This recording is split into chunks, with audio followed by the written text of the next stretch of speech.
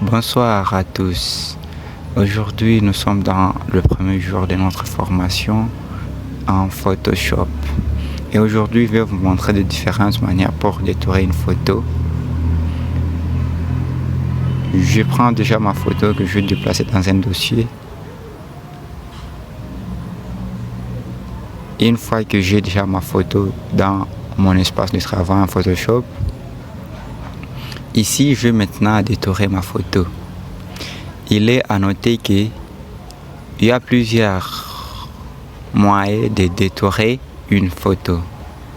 Mais dans ce qui concerne notre formation, aujourd'hui, je vais vous montrer seulement 3 différentes manières pour détourer une photo. Une fois que nous sommes déjà dans notre espace de travail, on a déjà une photo que nous allons détourer. Nous allons commencer par déverrouiller notre calque dans les fenêtres de calque. Et pour ce faire, nous devons double-cliquer sur notre calque et puis cliquer sur OK. Une fois déverrouillé notre calque, nous allons commencer à détourer notre photo par la première méthode. Et la première méthode, nous allons utiliser l'outil lasso polygonal. C'est un outil qui nous aide et qui nous donne la possibilité de détourer notre photo manuellement. Donc, c'est un exercice qui consiste à détourer notre photo manuellement. Et pour ce faire, nous devons zoomer notre image. Une fois qu'on a déjà zoomé notre image, le but ici, c'est de bien voir les extrémités de la photo que nous allons détourer. Et ici, je dois me positionner quelque part sur la photo, là où je vais commencer pour créer mon lieu de départ. Et une fois me positionner, je dois cliquer une seule fois. Ensuite, avec ma souris et mon bouton gauche, je serai en train de tracer sur la photo que je vais détourer,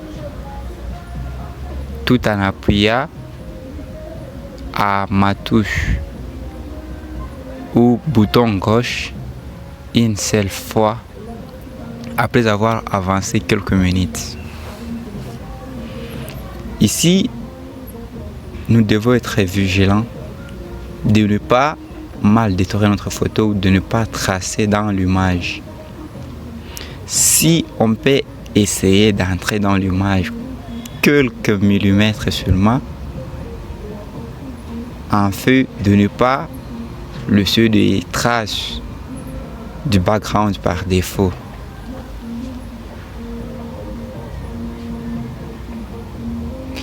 Ici, vous allez continuer seulement à détourer en avançant votre curseur avec la souris et à chaque fois que vous avancez, cliquez une seule fois sur le bouton gauche.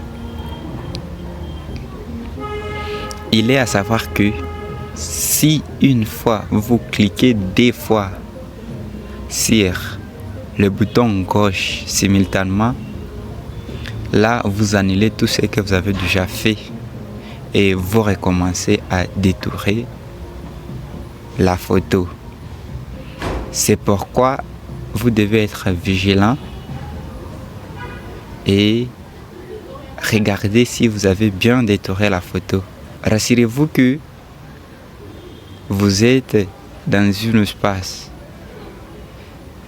que vous n'avez pas encore cliqué, en fait de cliquer.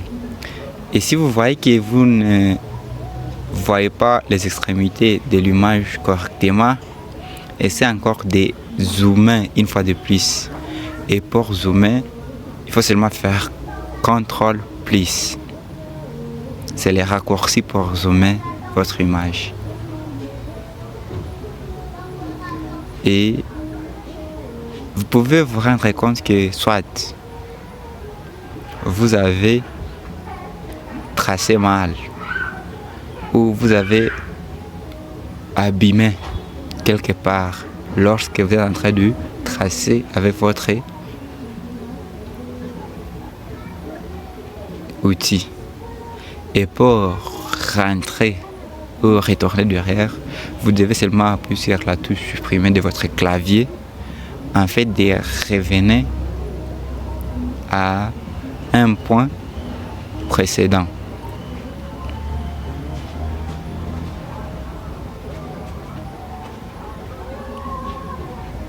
Notez aussi que cette première méthode, c'est une méthode qui concerne vraiment et qui est recommandée pour le débutant. Vous qui débutez aujourd'hui, vous qui trouvez que c'est la première fois que vous apprenez Photoshop, je vous demanderai d'utiliser d'abord cette méthode.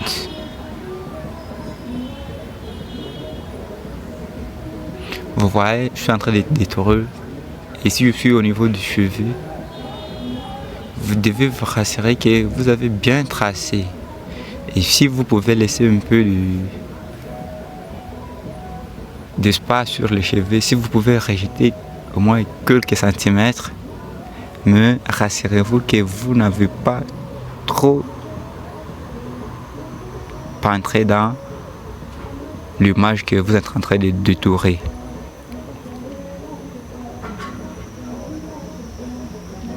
Vous tracez correctement l'image telle que le, parce que c'est ce que vous allez tracer qui apparaîtra après votre travail.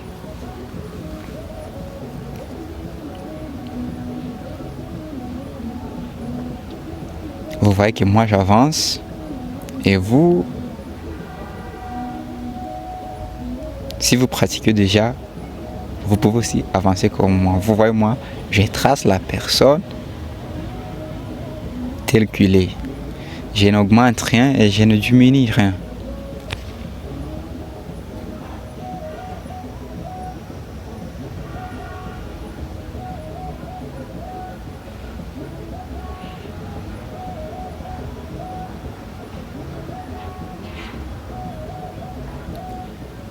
Évitez aussi de créer des angles sur l'image que vous êtes en train de détourer. Détourer l'image telle qu'elle est et non créer des angles ou tracer comme si vous faisiez, comme si vous dessinez une maison, non? Il faut essayer de détourer, à toucher, à tracer telle que l'image est et non y apporter de modifications.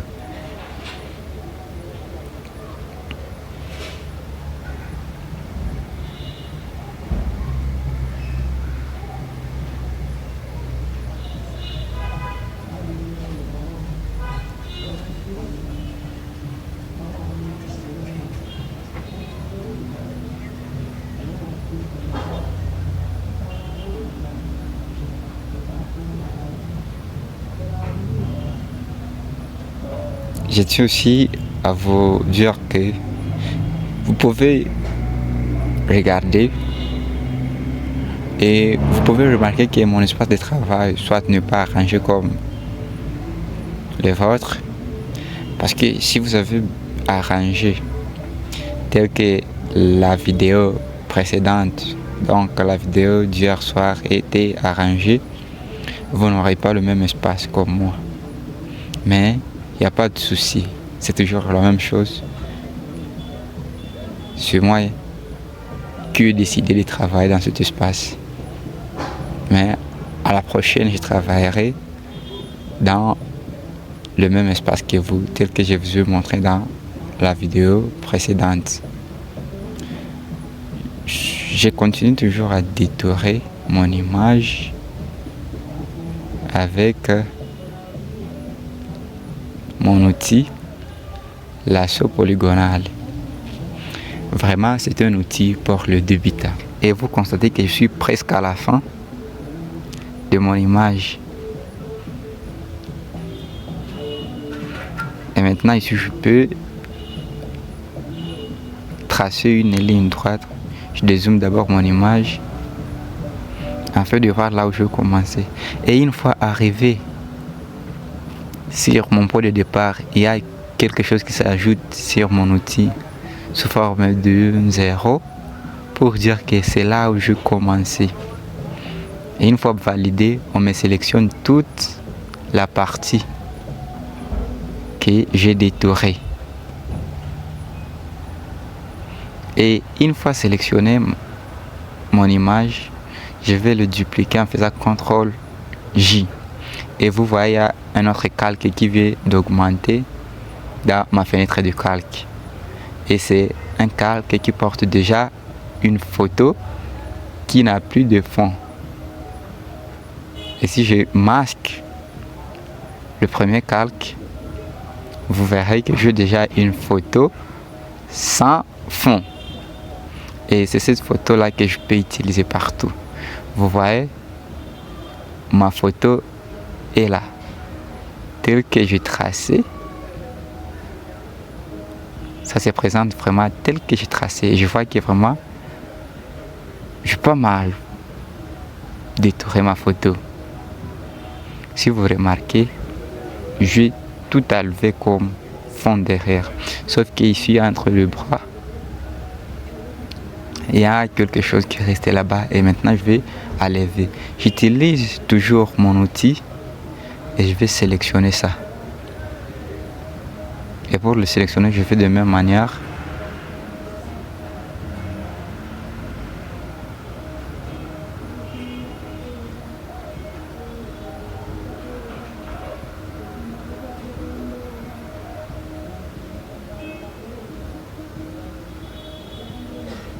Et une fois sélectionné ça, cette fois-ci, je ne vais plus dupliquer parce que j'ai déjà dupliqué. Mais je vais seulement effacer cette partie sur mon image. Et pour le faire, je vais seulement appuyer sur ma touche effacer du clavier. Et je vais désélectionner cette partie que j'ai sélectionnée en faisant CTRL 2.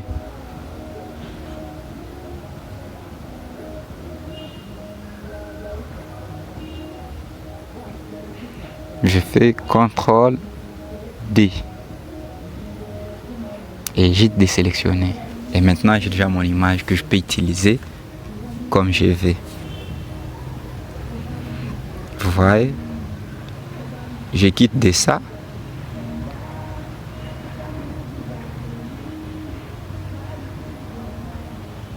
Et maintenant, je vais mettre mon image en dessous. Au fait, vous devez aussi savoir comment gérer les calques. Il est à noter que c'est le calque qui est en haut qui est toujours visible. Si c'est le calque avec le fond qui est en haut, donc le calque en bas est considéré comme masqué. Surtout que, comme notre calque qui est en haut, le calque principal couvre tout notre espace. Vous verrez comme si le deuxième calque est masqué. Mais maintenant, je vais passer à la deuxième méthode.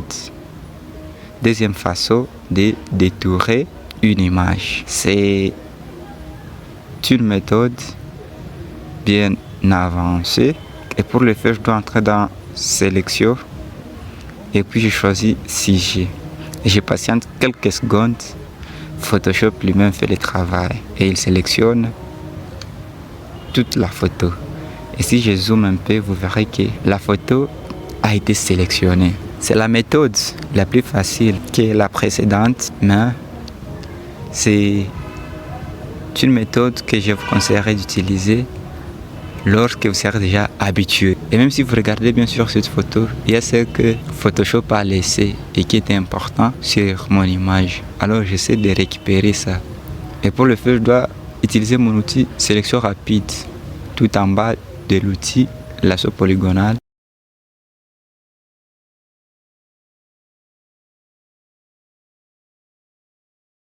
De mon outil qui s'affiche là-bas, et j'ai utilisé l'outil là avec le signe plus pour dire que je vais ajouter quelque chose sur mon image. Et vous verrez que j'ai détouré de la même manière que le premier, sauf qu'il y a une différence.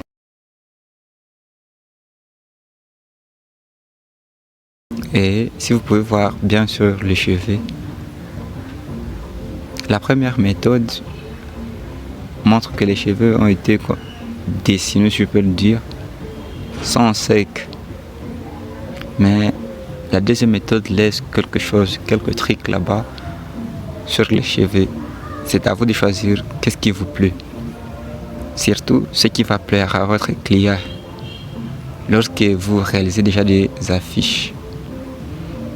Et la troisième méthode est d'utiliser l'outil sélection rapide et venir sélectionner votre image. En maintenant bouton gauche et défiler sur l'image. Et l'outil va sélectionner l'image.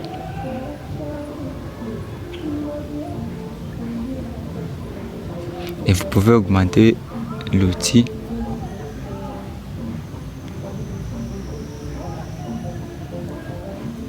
pour sélectionner une grande partie. Mais vous devez vous rassurer que vous sélectionnez seulement des parties essentielles, des parties importantes sur votre image. Sinon, vous aurez des résultats qui ne vont pas vous plaire.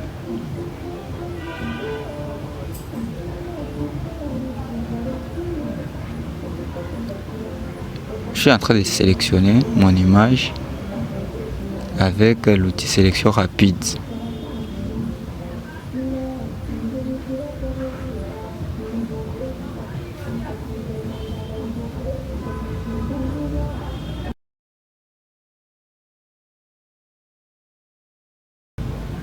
L'onglet sélection et puis sujet. Mais c'est vous qui devez d'abord choisir ce qui vous semble très facile. Mais pour les débutants, je le conseillerais d'utiliser l'outil lasso polygonal. Et une fois que vous êtes rassuré que vous avez bien sélectionné, vous pouvez encore dupliquer votre image avec CTRL-J et vous masquez l'image principale et vous aurez votre résultat. Mais vous pouvez aussi sélectionner l'image en passant toujours par l'outil sélection rapide et sur la barre de démarrage, il y a sélectionner un sujet. Si vous cliquez sur sélectionner un sujet, Photoshop lui-même va sélectionner votre image. Et vous allez seulement dupliquer.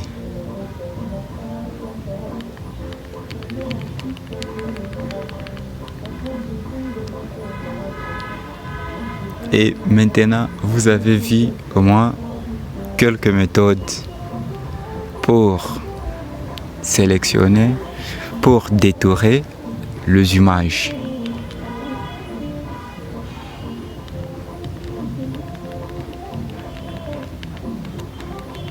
Et maintenant, je reste avec l'image que je vais utiliser par après.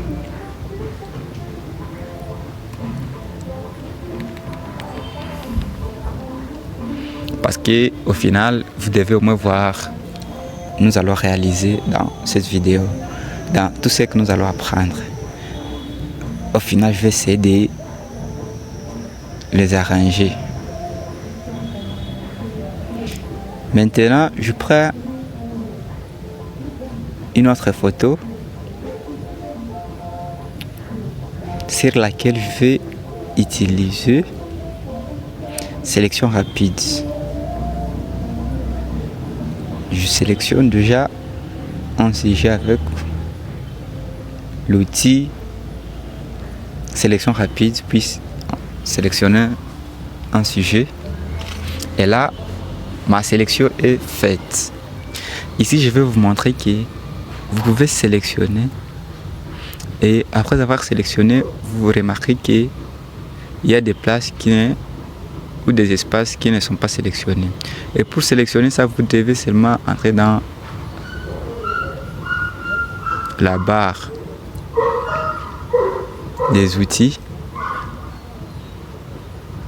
Si vous, avec votre outil sélection rapide, vous voyez là où on dessine l'outil sélection rapide avec place pour dire que vous pouvez ajouter.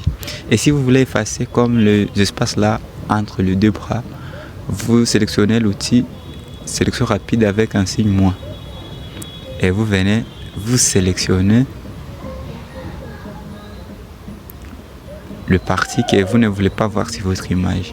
Et là, cette fois-ci, vous n'allez pas effacer parce que vous n'avez pas encore dupliqué, mais tout simplement, après avoir tout sélectionné, lorsque vous êtes bien rassuré que vous avez tout sélectionné, vous pouvez seulement dupliquer. Et si on masque l'image originale, vous verrez qu'on a détouré tout le parti et que l'image est celle vraiment. Et maintenant, moi je vais supprimer cette image parce que ça ne va pas nous servir dans le reste de notre apprentissage d'aujourd'hui, mais je reste avec l'image principale que j'ai utilisée en premier. Et maintenant, je vais créer mon espace de travail. Donc, je vais créer une nouvelle page. J'entre un fichier.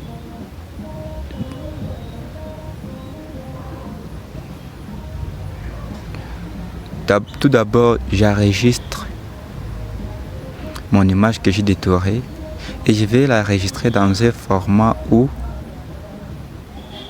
je peux encore l'utiliser sans détourer encore l'image. Et pour ce faire, je vais enregistrer, je vais placer ça dans un dossier où j'aurai l'accessibilité d'avoir mon image. Et je vais renommer mon image photo anniversaire. Et j'ai choisi format, là on écrit type.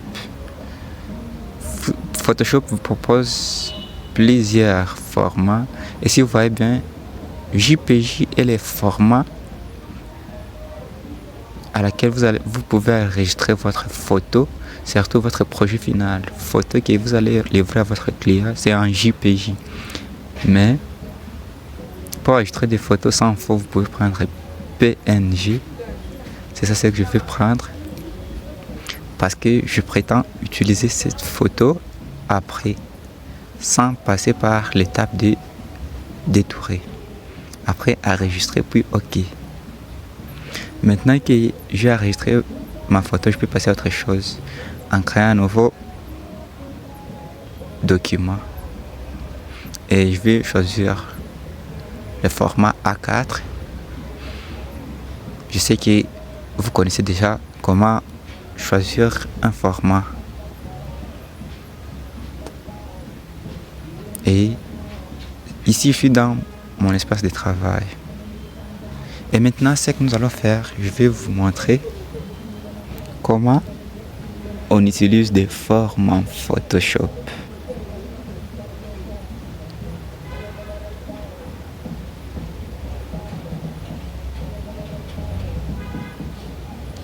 Et ici, vous voyez dans les outils, là où il y a un rectangle et une chose formée d'une flèche en bas. Donc si vous faites clic droit, vous verrez qu'il y a d'autres outils là-bas. Et le dernier outil formé personnalisé, ça vous rassemble plusieurs autres outils. Et une fois cliqué sur cet outil, vous verrez dans la barre ici en haut, vous verrez d'autres outils. Et c'est pas tout, parce que si vous entrez dans paramètres de ces outils et vous cliquez sur tout, Et ici, il y a un message que vous pouvez lire ou ne pas lire, mais cliquez sur OK et agrandissez cette fenêtre.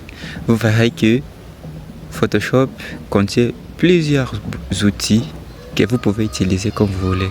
Et si moi je prenais le triangle là-bas et je dessine, vous verrez que ça me donne déjà un triangle. Et on utilise ça selon les besoins de tout un chacun. Mais ici je ne vais pas utiliser le triangle. Je rentre et puis je prends l'outil rectangle. L'outil rectangle que je vais dessiner dans mon espace de travail. Et une fois dessiné dans mon espace de travail, vous voyez qu'il y a une fenêtre qui s'affiche ici. Tout comme dans la barre en rond, il y a d'autres qui s'augmentent. Et ici, vous voyez, il y a l'outil, il y a forme, il y a fond, contour,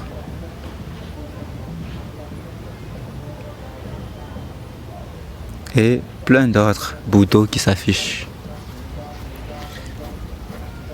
Et si nous commençons par fond. Fond, ici vous choisissez la couleur de votre forme. Et vous pouvez choisir la couleur que vous voulez, son ombre. Et vous pouvez vous dire que non, moi je ne veux pas avoir une seule couleur dans ma forme. Et vous pouvez prendre le dégradé là-bas. Au fait, je ne vais pas encore parler beaucoup sur les dégradés, mais vous allez au moins comprendre avec les leçons que nous allons étudier ensemble. Vous allez comprendre c'est quoi le dégradé. Mais le dégradé consiste à combiner deux ou plusieurs couleurs dans un seul espace. Et là, vous pouvez choisir le dégradé comme vous voulez.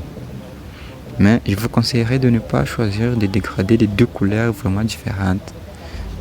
Comme faire rouge et noir seulement. Non, vous devez chercher à choisir des couleurs qui sont similaires, qui sont presque les mêmes. Et là, ça serait bien. Et vous pouvez arranger les dégradés comme vous voulez.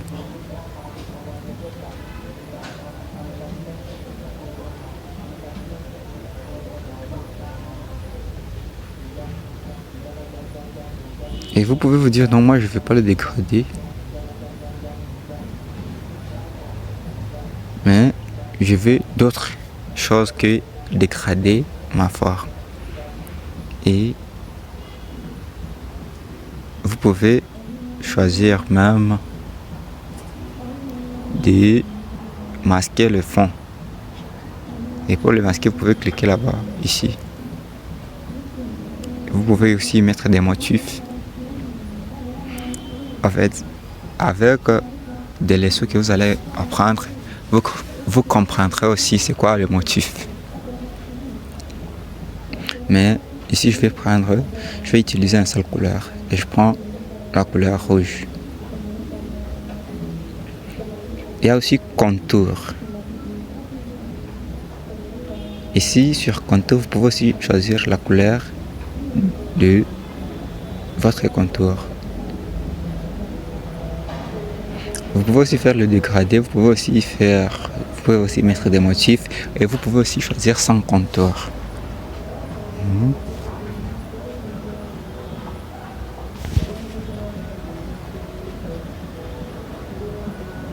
Dans cette vidéo, je vais choisir quelle couleur. Je prends seulement à titre illustratif. Je prends couleur vert pétrole. Et ici, là, on écrit un pixel.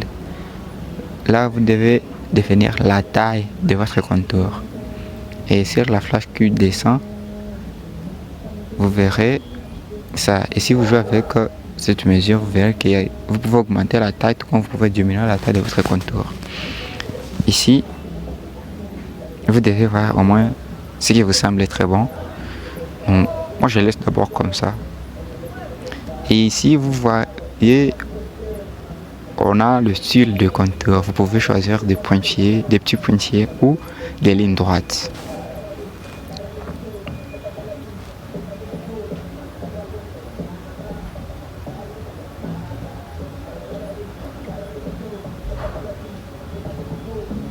Après, vous avez la largeur.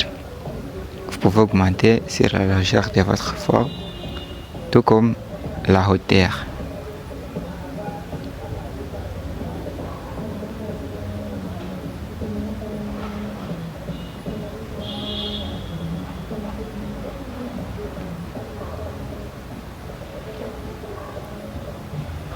Et maintenant, sur cette fenêtre ici, vous verrez qu'il y a des mêmes choses qui sont répétées, qui sont là en haut, comme la couleur,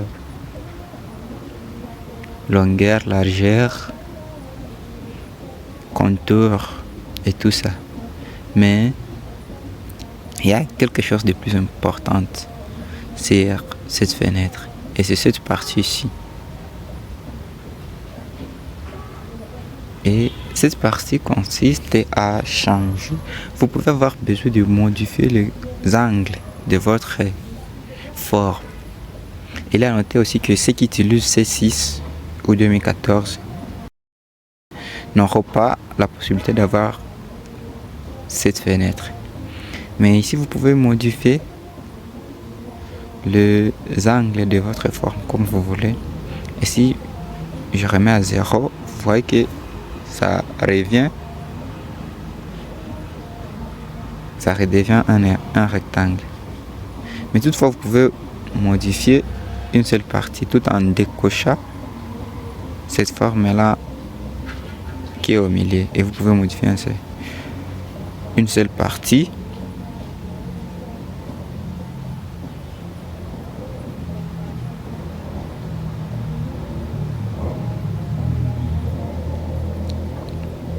Et vous laissez ça tel que vous voulez. Et vous avez vu comment on peut tracer des formes en Photoshop. Et ça, ce n'est qu'une seule forme rectangle qu'on a utilisé ici. Je vais essayer d'utiliser une deuxième forme qui est le cercle. Et vous pouvez tracer le cercle tout en maintenant le bouton gauche et tracer le cercle comme vous voulez. Mais vous verrez que dans ce sens, le cercle peut apparaître avec plusieurs formes. Donc, le cercle peut être déformé. Mais si vous maintenez Shift et bouton gauche, vous verrez que vous dessinez un cercle qui est correct et qui n'a pas de modification, même si vous diminuez la taille, même si vous augmentez la taille. C'est ça. Donc si vous voulez tracer un cercle correct, appuyez Shift, bouton gauche. Mais si vous voulez tracer n'importe quel cercle, appuyez bouton gauche et tracer. Et maintenant, je vais effacer ma forme. Ici, je vais faire maintenant un background. Et pour ce faire, je vais cliquer sur ces boutons. Et je vais commencer par un background monocouleur. Je vais choisir couleur unique. Et je vais voir ma fenêtre qui apparaît ici. Et dans cette fenêtre, je vais seulement choisir la couleur que je veux. Si je veux que ma background soit noir, rouge, vert, pétrole, bleu, n'importe quelle couleur, je peux la choisir ici. Et ici, je ne peux pas faire qu'un background monocouleur. Notez aussi que c'est possible de réaliser plusieurs backgrounds. Mais ici, je vais vous montrer au moins 2 ou 3 méthodes, 3 façons de réaliser le background. Et ça, c'est la première façon. J'ai réalisé un background monocouleur et je mets la couleur bleue. Et maintenant, je vais créer un dégradé. Je clique seulement sur ces boutons et je choisis cette fois-ci dégradé. C'est la deuxième option. Et maintenant il y a une fenêtre qui s'ouvre. Je regarde sur dégradé. Ici je vais choisir mon dégradé. Et en cliquant sur l'espace, on me propose de sorte de dégradé. Et moi je choisis ce que je veux. Vous pouvez aussi choisir ce que vous voulez sur votre ordinateur parce que vous pratiquez. Mais dans cette fenêtre, je veux aussi choisir de couleur parce que je ne suis pas forcément obligé d'utiliser noir et blanc. Mais je veux juste changer de couleur. Maintenant, je vais cliquer sur cette flèche et ici, couleur, je clique dans la couleur. Et maintenant, il y a une fenêtre qui s'ouvre des couleurs. Et ici, je suis libre de choisir la couleur que je veux. Et moi, je cherche toujours parmi le bleu ce qui me plaît. Et maintenant, j'ai trouvé. Et je clique sur la flèche qui a la couleur blanche. Et j'ai choisi aussi. Comme je vous ai dit, évitez de faire des dégradés avec des couleurs tellement différentes. Sinon, votre design serait moche. Vraiment, j'ai choisi le bleu qui semble être presque le même, mais si vous regardez très bien, il y a une différence entre les deux. Et je vois que ça me va. Je valide. Et maintenant ici, vous devez savoir gérer cette fenêtre. Et sur le style, vous avez plusieurs styles comme lunaire. Linéaire, c'est un style par défaut. Radial, angulaire, vous voyez du style. Réfléchi et losange.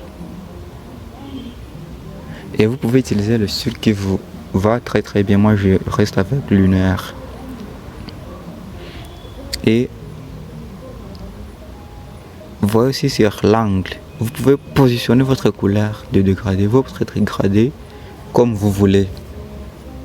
En jouant avec la flèche de l'angle ou soit en écrivant deux chiffres dans ce rectangle. Si vous avez des chiffres spécifiques que vous voulez. Question, c'est de reproduire quelque chose de plus sympa, de plus bon. Et si je peux dire que le bleu clair est plus dominant, domine trop que le bleu sombre. Et là, je peux ajuster comme je vais avant de valider. Et maintenant, je peux valider comme ça me va très bien. Et ici, j'ai réalisé ma background avec du gradé. Vous pouvez utiliser 3 couleurs, réessayer et exercez-vous. Et maintenant, je vais cacher mon deuxième background. Et je vais maintenant réaliser le troisième background que je vais réaliser avec des images. Et pour ce faire, je vais chercher mes images là où je l'ai placé. Si vous avez aussi des images, vous pouvez essayer avec. Et si vous voulez essayer avec mes images, vous pouvez me contacter inbox et je vais vous les envoyer.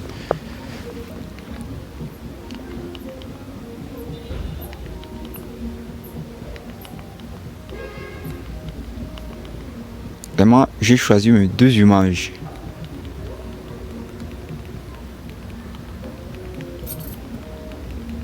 Et maintenant, je vais commencer par importer le premier image dans mon espace de travail. Et avant de l'importer, je vais d'abord déverrouiller.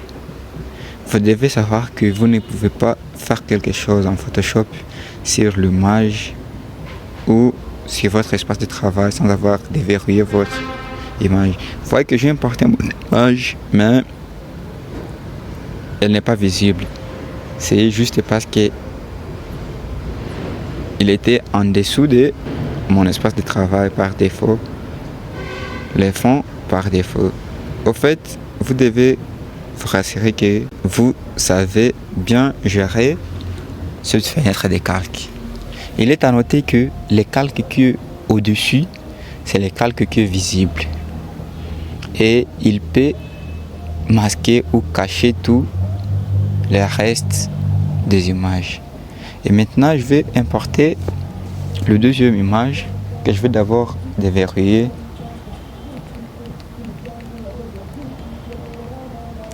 Et une fois que je déposer mon image, je vais le transformer. Et pour le transformer, il suffit tout simplement d'utiliser le raccourci CTRL-T. Et CTRL-T va vous sélectionner l'image et que vous pouvez modifier comme vous voulez. Il est à noter aussi que pour agrandir l'image, vous devez essayer d'agrandir l'image aux extrémités. Positionnez-vous aux extrémités de l'image et puis agrandissez l'image. Et une fois que je place mon image, je vois que mon image qui est au-dessus cache le reste. Maintenant, je vais apporter quelques modifications sur mes images, question de reproduire quelque chose de pas mal.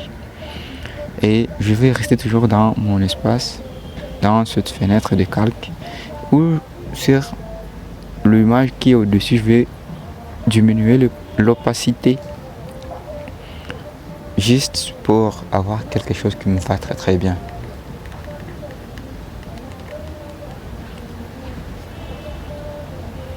Et mon deuxième image, je vais changer le mode.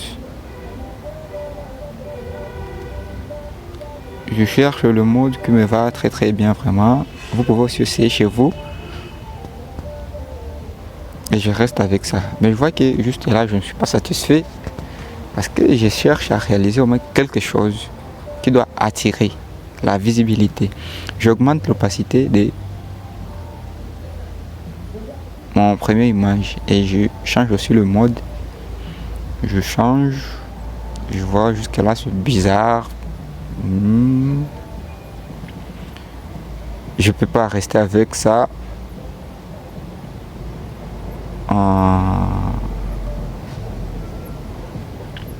Je vois, non, je vais essayer avec le fondu et puis je diminue l'opacité encore pour voir ce que ça va donner. Mais je vois que c'est pas mal, mais je n'aime pas ça. Je reste avec normal et je diminue l'opacité un peu. Et par là, je peux laisser comme ça. Non. Je vois que c'est pas aussi bien du tout. Je vais essayer d'ajouter mon background là en dégradé. Je vais le mettre au milieu entre mes deux images afin de reproduire quelque chose de pas mal. Et ici au moins ça me va déjà.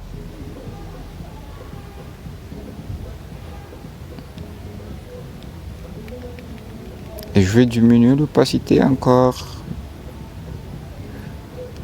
Question de reproduire quelque chose de plus sombre. Et ici j'ai au moins un background que je peux utiliser.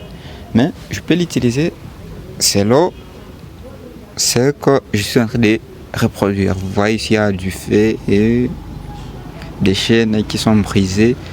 Alors tout ça doit avoir l'impact sur les sujets que vous utilisez sur votre image, votre affiche. C'est pourquoi vous ne devez pas utiliser des images ou de background à tort et à travers. Vous devez au moins chercher à utiliser des backgrounds qui sont similaires à ce que vous produisez. Parce que tout ce qui est disponible ou tout ce qui est sur une affiche représente et signifie quelque chose. Et le but principal d'une affiche, c'est de transmettre le message d'une manière claire et efficace. Et maintenant, je vais essayer de reproduire ou de rassembler tout ce qu'on a fait. Et moi, je retiens le background en bleu, en dégradé. Et maintenant, je vais importer mon image. Pour ce faire, je vais seulement prendre mon image, maintenir bouton gauche et je glisse jusque dans l'espace de mon travail et je vais le positionner ici. Et je vois que ce n'est pas visible et ce que je vous ai dit sur la gestion de calque, je dois me rassurer que mon image est au-dessus de tout le reste, en fait qu'elle soit visible. Et maintenant ici je vais le recadrer sur mon espace de travail. Et une fois recadré mon image, je dois le faire très bien. J'essaie de recadrer et vous voyez déjà que pour aujourd'hui, j'ai réalisé au moins déjà quelque chose. J'ai détourné une photo et je réalise un background pour ma photo. Et ça, je peux au moins la présenter. Et vous voyez vraiment, c'est cool. J'essaie de zoomer pour vous montrer que ma photo, c'est bien placé sur mon background. Et maintenant, on s'arrête ici pour aujourd'hui. À très bientôt. C'est Rachid, votre formateur.